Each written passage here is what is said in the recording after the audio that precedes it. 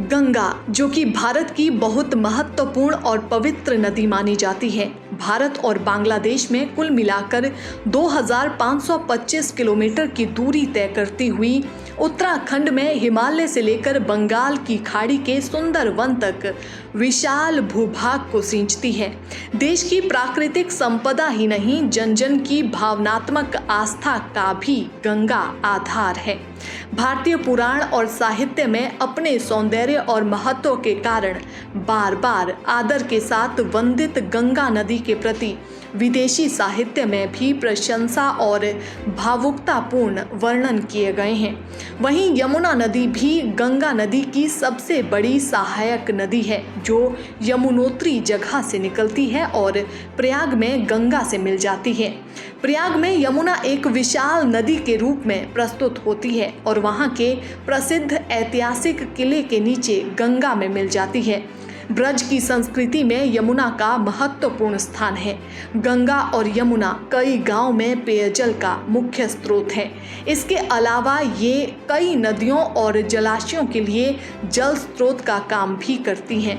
एक तरफ कोरोना संक्रमण के बढ़ते आंकड़े तो दूसरी तरफ इस महामारी के बीच गंगा यमुना नदी में कई जगहों पर शव मिलने का सिलसिला।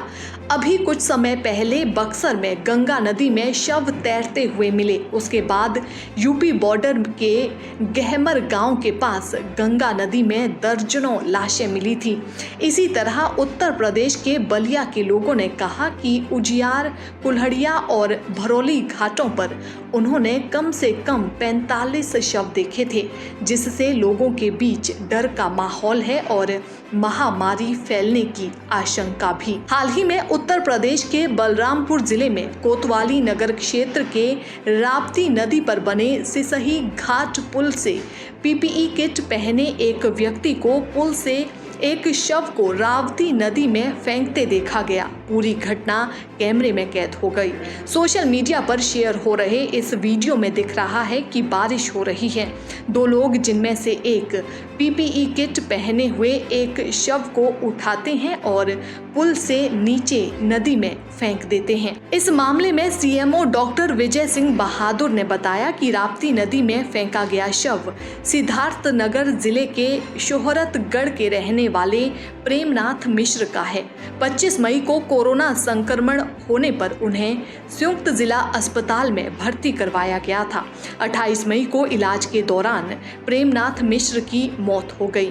कोविड प्रोटोकॉल के तहत मृतक के शव को उनके परिजनों को सौंप दिया गया। वायरल वीडियो में शव को राप्ती नदी में फेंकते हुए दर्शाया गया है। इस संबंध में कोतवाली नगर में मामला दर्ज करा दिया गया है और मामले की जांच की जा रही है।